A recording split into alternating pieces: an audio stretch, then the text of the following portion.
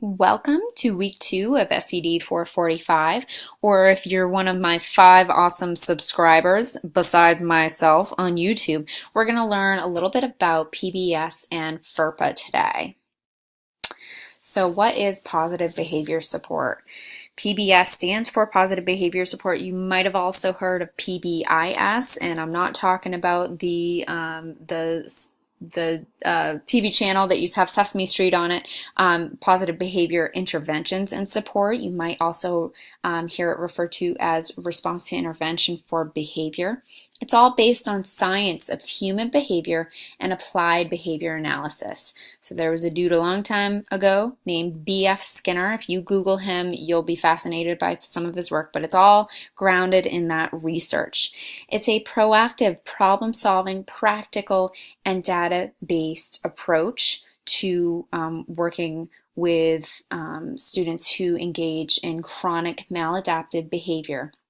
And this is where teachers or whomever instruct students to replace their problem behavior with appropriate behavior. So a lot of this is looking at what is the function or purpose behind this behavior and how can we find the functionally equivalent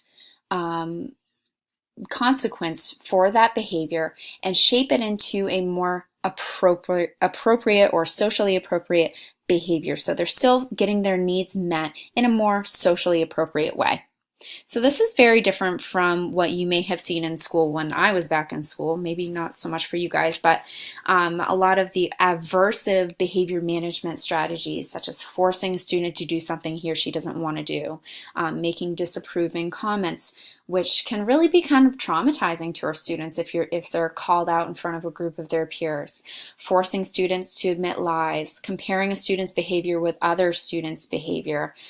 Sometimes there are appropriate behavior management techniques that have, I like how everyone's lining up today, but not really so much calling particular students out for their behavior. Demanding confessions from students even when they didn't do it. Yelling at students, engaging in verbal battles, using confrontational techniques, asking students why they act out, punishment, sarcasm, ridiculing students, making unrealistic threats, things of that nature. So like I said, it's research-based. It was successful in achieving at least an 80% reduction in problem behavior for approximately 2/3 of the behavioral outcomes that were studied in this research to date. Functional assessments substantially increase the success of PBS. So if we're going to be doing some functional assessment in this class with the IBCP project, it's more effective when the focus is not on the individual with problem behavior, but also on other significant people. So tying in maybe the student's favorite person or a favorite teacher, really focusing on those relationships. That's really, really connected to the success of these interventions. So PBS is much like the academic counterpart RTI. Okay, so you think of universal support. So approximately 76, we usually say 80% of students receive no more than one office discipline referral during a school year. These students don't have serious problem behavior and can benefit from universal support. I'll get to that in just a sec. We also have group support. So another 15% receive 2 to 5 office referrals. These students are at risk for having problem behavior and can benefit from some group support. And then there's also the individual support that's needed. About 9% receive 6 or more office referrals, and these students have intense problem behaviors. So if we think of this as, a little pyramid here, so we're looking at right here, this is the universal support. So everybody can benefit. Everyone, everywhere, all the time.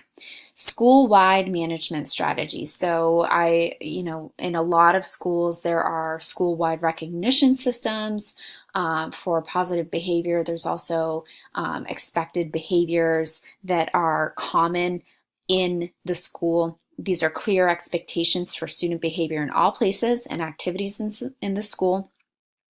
Students know and agree to those expectations. They're given many opportunities to meet these expectations, and they're rewarded when they meet these expectations.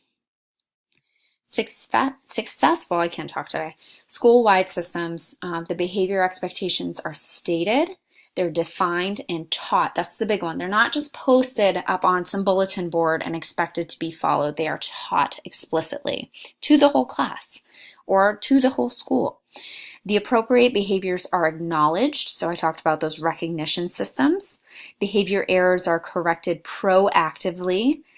Program evaluations and adaptations are data-driven and made by a team. So you have a lot of SAT, student assistant team groups in your schools. Individual student support systems are integrated with school-wide discipline systems. So if you think of the school-wide information system, also called SWIS, sometimes students have office discipline referrals that are put into a system, and that data can be synthesized. And so, we look at that data like, well, how can we improve this behavior? Okay, now we're going to go back here. We're going to talk about the group support, okay? So this addresses problem behavior that is occurring with at least 10 to 15 students, or percent of students, I should say, each of whom has received universal support but has not yet learned the appropriate behavior. So they need a little boost, okay? So this typically involves observing the students individually and as a group, interviewing the ones who are having the problem behaviors, developing a hypothesis that deal with the behaviors of all the members of the group. So you're targeting the behavior, and you're teaching the specific skills that all of the students need to eliminate their problem behaviors, or at least decrease them, okay? So a group support.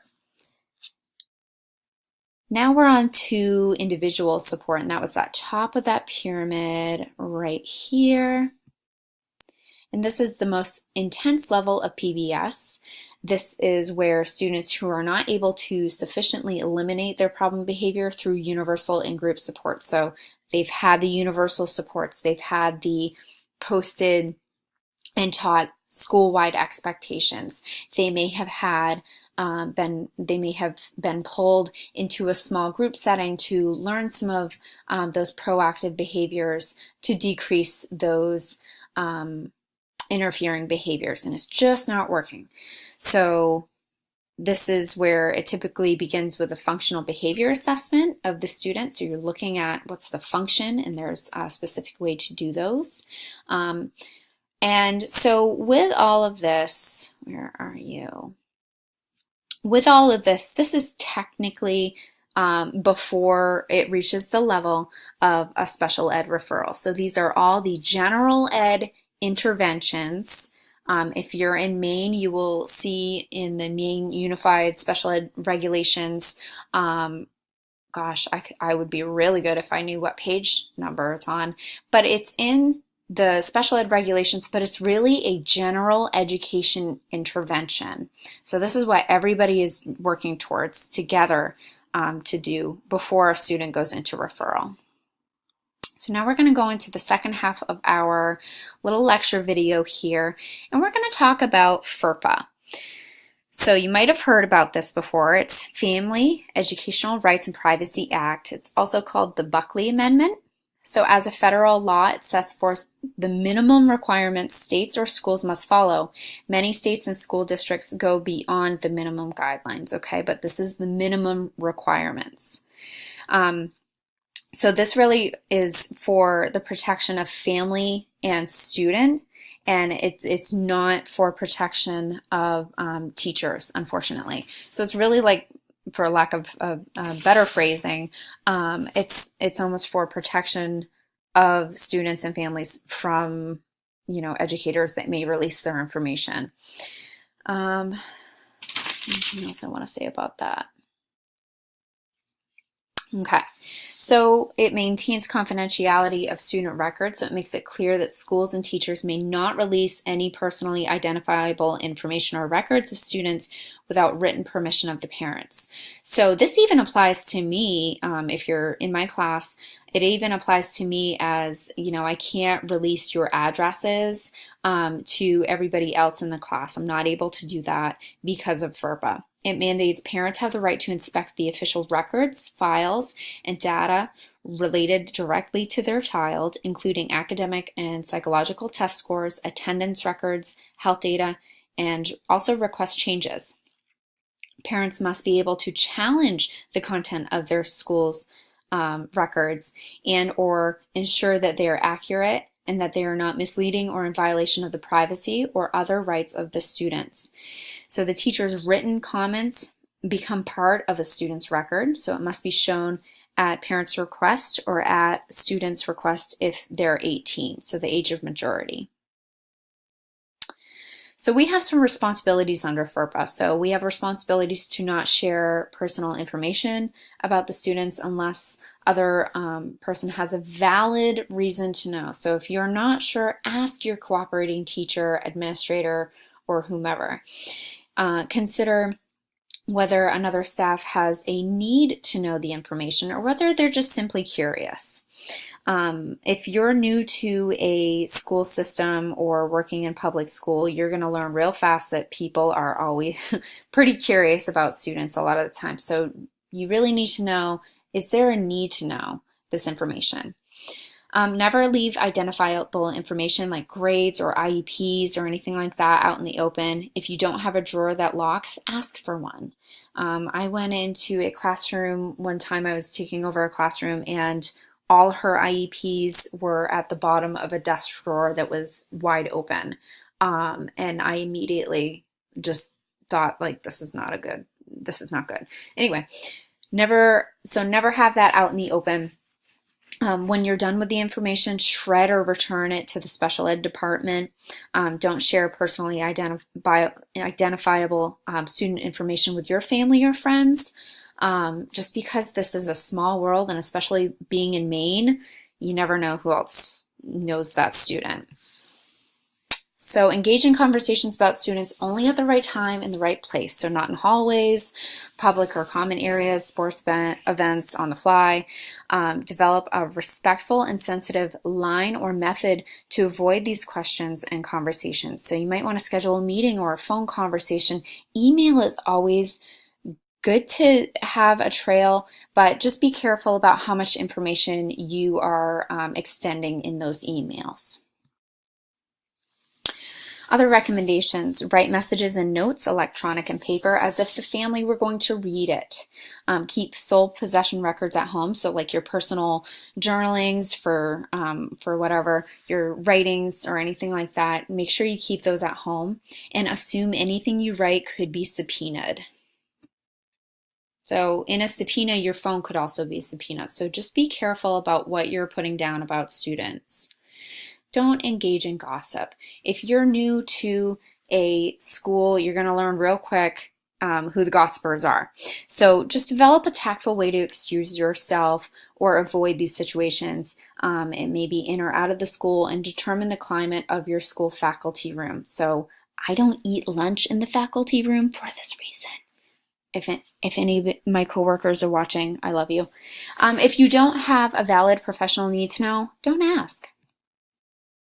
So who to turn to: your cooperating teacher, your guidance counselor, principal or other administrator, university supervisor, other person identified by your school, not your best friend, not family members, etc. They may be great to lean on, but as FERPA is concerned, you just want to keep it professional, okay? So I hope some of these tips were helpful for you. I'm coming up on the 15-minute mark, so I want to let you go before we start dying out here. But if you have any questions, feel free to use the comments or questions for Liz thread in the discussion board. And again, I thank you for watching. I'm going to try to keep these lecture videos brief because I know how it is on the other end. You're listening to somebody rant about stuff. but I try to make these beneficial to you for your learning and for the topic that we are on this week. Anyway, I appreciate your time and take care.